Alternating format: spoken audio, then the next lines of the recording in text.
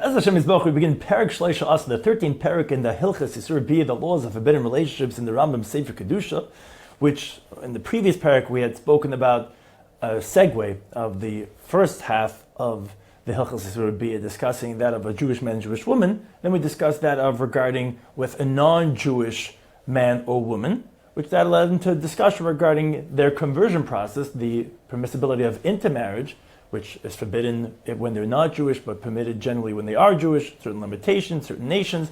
In this parak, we discuss the stipulations, the conditions of how conversion, of how gerus actually happens. As the Rambam opens up Halacha Aleph regarding the three criterion that are necessary. In three ways, the Jewish people, the original gerim, so to speak, the Jewish people, entered into the covenant in three ways. B'mila, circumcision; b'tefillah, immersion in the mikveh; b'karban, and a sacrifice. As Rabbi explains, halacha base. Mila haisa b'mitzrayim, the circumcision they had in Egypt. It says in the pasuk in Shemos, v'chol ara lo yachol bai. It says that anyone who was uncircumcised was not able to eat from the Karban Pesach, which they had in Pesach, in Mitzrayim. Mal haisa Moshe Rabbeinu, our teacher Moshe, circumcised them. Shekulam bitlu bris mila b'mitzrayim, because all of the Jewish people had actually nullified the covenant of circumcision in Egypt. Chutz m'sheva Levi, except for the tribe of Levi. And that's what it says in the Devarim of Rizcha Yinsayru, that telling us that your covenant they safeguarded, which was referring to that of the Shevet Levi. That's the bracha that was given there in Sefer Devarim to Shevet Levi. So the rest of the Jewish people actually needed circumcision by Yitzis Mitzrayim when they had to eat the Karban Pesach. Now, Gimel, Halacha Gimel says Rambam, Tefillah haisa b'midbar, there was also immersion in the mikveh in the desert, which was Kohen Mad Torah before the Torah was given. So like it says in the pasuk, "V'kidashtem hayim imachar," that you will sanctify them today and tomorrow, b'chipsu simloisam, and that they're going to wash their garments. Which we learn if in a place where you don't have to wash their garments, like a balkari has to have tefillah in the mikveh. So when they had to wash their garments, like they had to have by kabbalah satira, for sure the kabbalah chemin that required tefillah. And the carbon, how to know that there was sacrifice? And like it says in the pasuk over there in Perchav Dal, v'yishlach es nar b'nei Yisrael b'yalo oilas, that they send the youth of the Jewish people and they brought karbanos oilas. Al day kol Yisrael hakrivim, they brought it for the whole. They were the agents of the whole Jewish people. So you see that they had mila, tefillah, and a carbon. So that was in the original conversion of the Jewish people. Now halacha daled v'chein l'dar, so to all future generations. When a non-Jew, someone from one of the other nations of the world wants to enter into the covenant, and to take safety underneath the wings of the divine presence, the Kabbalah of Torah, and accept on himself the yoke of Torah. Tzarach milu utfila b'artzas karban. He has to have circumcision, tefillah in the mikveh, and the willingness of a sacrifice. Now, then the kevihi, and if she is a female, then tefillah b'karban, then tefillah in the mikveh and the carbon. Obviously, there's no milah. Shlomo says the pasuk Mamidbar, kochem kager, like you is the convert, which is ma'atim b'milah tefillah b'tzarz carbon. Just like you, when you became Jewish, had to have circumcision, tefillah in the mikveh, and the acceptance of a carbon. Afager l'dayra, so too the converts for the future generations is to have b'milah tefillah b'tzarz carbon, circumcision, tefillah in the mikveh, and acceptance of a carbon. Now, halacha hey umau carbon ager. What is the sacrifice of the convert? So it's oilas behema. It's an animal that's a totally burnt sacrifice. Or two turtle doves, or two young pigeons, and both the birds are going to be oilas, burnt sacrifices. Now, bisman is carbon, and today when there's no base of mikdash, there's no carbon. Tzarach mila tefillah, you have to have circumcision and tefillah, which are 2 out of 3. Ukushi, when the base of mikdash, if the carbon, the base of mikdash being built, then they'll fulfill their obligation of bringing their carbon. Now, halacha vav. Let's say ger shemal b'loy tavel, a convert who's circumcised but didn't immerse in the mikveh, like tavel lemal, or had tefillah in the mikveh that didn't circumcise. And a ger is not a ger, until he does the two that he can do, which is circumcision and tefillah in the mikveh. And the tefillah in the mikveh has to be in front of 3 people. And as the Rambam explains, since as we see he has to have 3 because there's a conversion process which is considered as a mishpat, and therefore you need to have a court, which are 3 people. That's why therefore you cannot immerse himself for the purposes of conversion in the mikvah on Shabbos or on Yom Tov, because ain't done b'Shabbos, you don't have court cases on Shabbos, which is what conversion essentially is. And neither can do it at nighttime, because you don't start a court case at nighttime. Now, but if they did immerse him at nighttime, hariz a ger, after the fact, he will be a convert, because b'di'evid you could consider it as the Gemara din, because he already accepted upon himself the mitzvahs, and he already did circumcision. And by like din amaminus, if you started by daytime and you finish at nighttime, it's going to be valid, so therefore he's going to be a ger. Now, halacha zayin, ger katan, a minor convert, you could immerse him in the mikveh to become a Jew with the consent of the court, because he's a minor, obviously doesn't have das, to consent to regarding conversion, because it is a merit for the minor who has not yet been exposed to the banality of the world, to the evil, and it's a merit for him. And zachlam shlebefanim, you can marry for a person even if he's not there and even without his awareness. Now, mubarish in the if a pregnant woman converted and she immersed, her son does not have to have tefillah because the mother's immersion, it was a help for the fetus, for the embryo that was inside. Now the Rambam discusses regarding the trustworthiness of a person's claim that he converted. Says the Rambam, let's say he didn't do it in front of a court. He tabled in the mikveh by himself. And what's important is both these. He also converted by himself, meaning his acceptance of the yoke of Torah and the mitzvahs, and even if there wasn't by himself, literally, even if there was two people, but it wasn't a court of three people, in the ger, he's not a convert.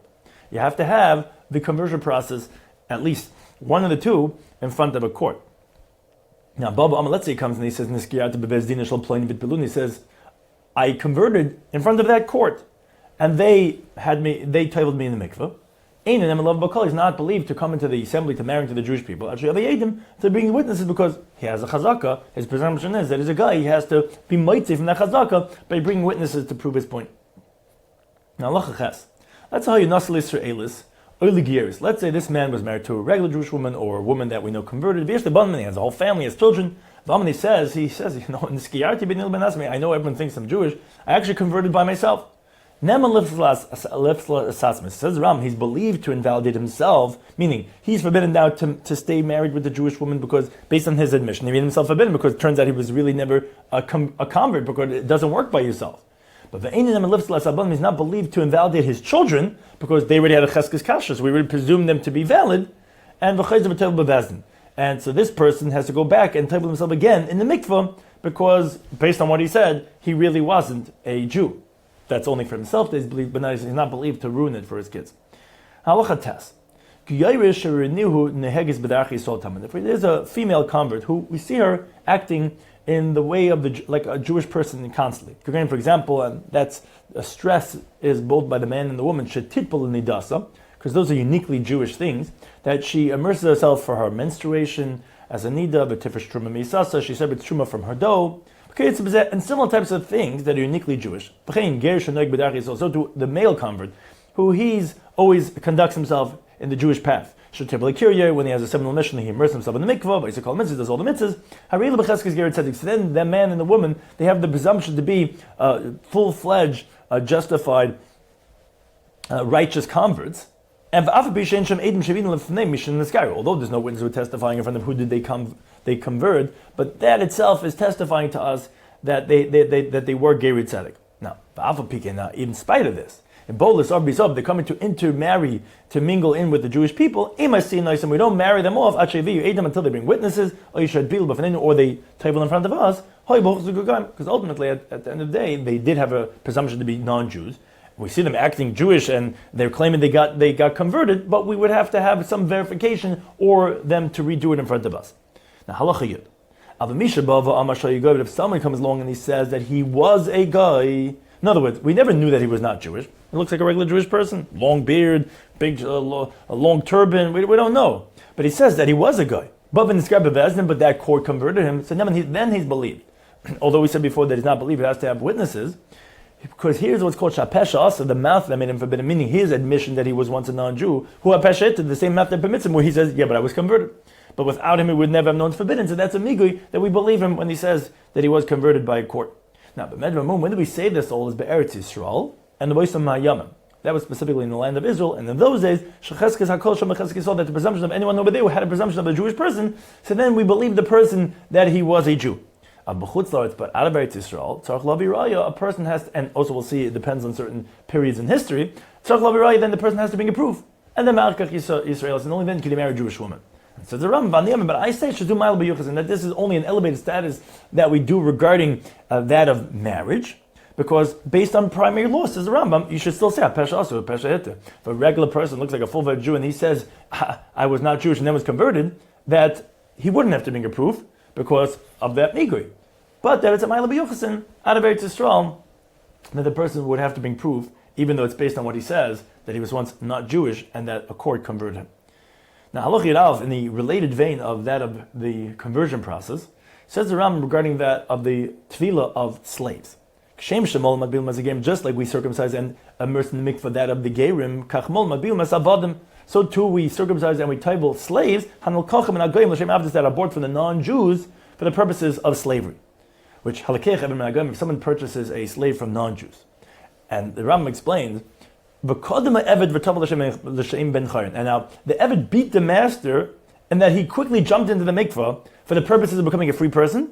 So Kana Atzma, the slave has acquired himself. Now the reason for this is interestingly because the slave, the one who's selling the slave to the Jew, a non-Jew does not have an acquisition in the body of another non-Jew.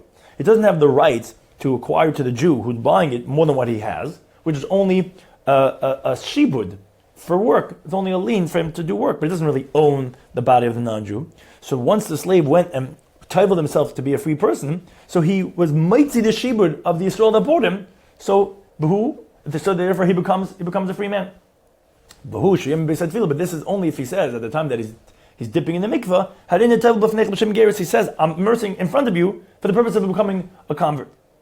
Now, if he does this in front of his master, who bought him in the first, then he doesn't have to specify this, because since the master's right there and he quickly jumps in, obviously he's trying to beat him to it and taivel for the purposes of gerus.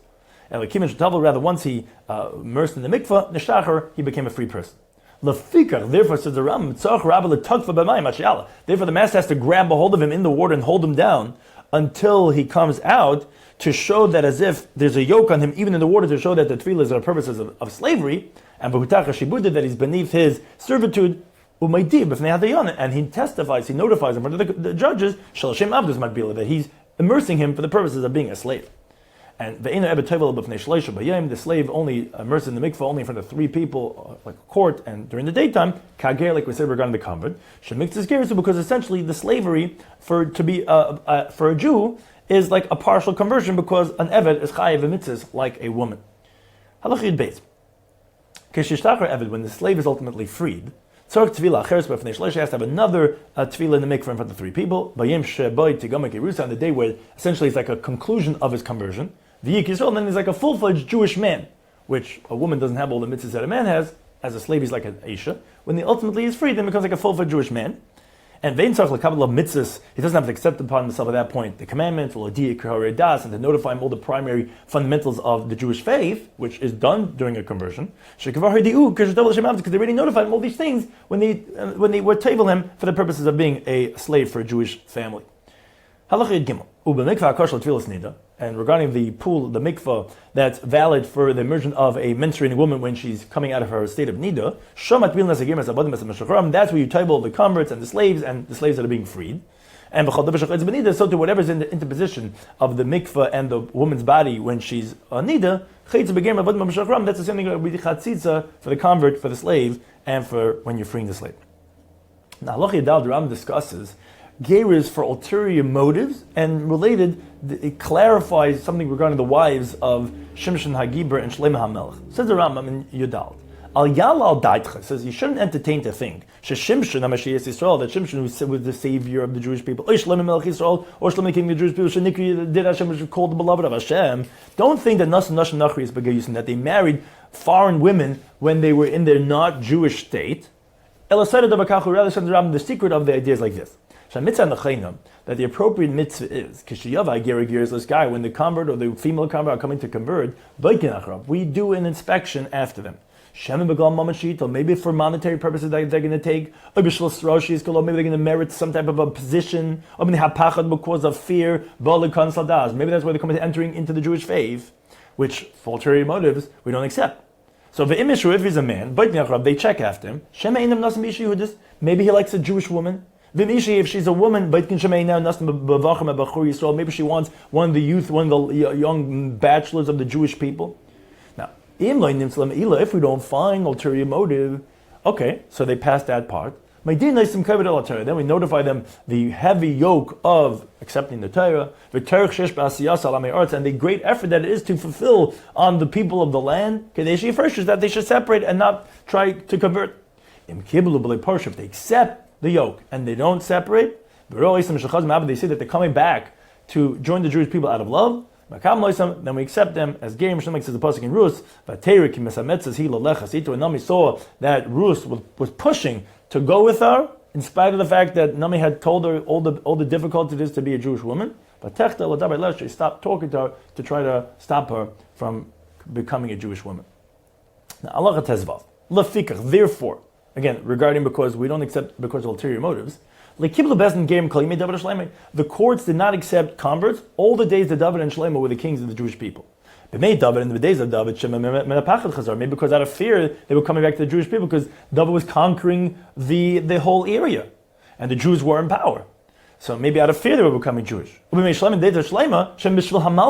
because of his sovereignty, and the goodness and the greatness Yisrael that was Shlomo Melech, how great and wealthy and opulent were the Jewish people. Maybe that's what Chazar. Maybe that's why they were coming back to the Jewish people. Because whoever goes back from being a non-Jew to become a Jew, because of anything, because of one of the vanities of the world, is not from the righteous converts. Now, in spite of this, that the courts weren't officially sanctioning a conversion, there were many people that were converting in the days of David and Shlomo in front of regular people who didn't know the halacha. They did not accept gerim in these days. Now, so the great courts were concerned for these conversions. In other words, they didn't reject them out of hand. Once ultimately they did taival for the purpose of being Jewish. But they didn't bring them close into the fold until they saw the end, what's going to end up being with these people. Now, because Shlomo Melech converted women, they were not Jewish. He did convert them. And he married them, and he converted these women and married them so they were Jewish. But it was known that these women only came to the Jewish people because of some other ulterior motive. And it wasn't really because of the court sanctioning that they converted them. So the pasuk considers it, and that's why it's written like that, as if they were not Jewish women, and that they retained the original prohibition of intermarriage. Moreover, because the end ultimately proved the beginning.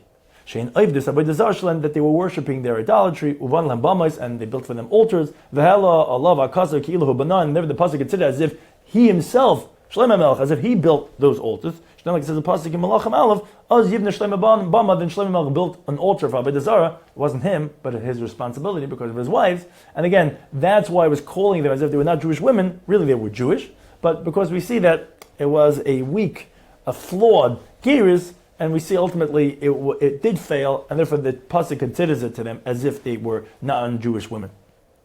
Now, halacha Yud Zayin, the Rambam continues regarding the obligation of a ger to taivel, and what's the halacha if it's in front of three regular people. It says the Rambam, ger shlei bod kachav. So regarding a convert who they didn't check into him when he was doing his conversion process, or they didn't even notify him regarding the commandments, the punishments.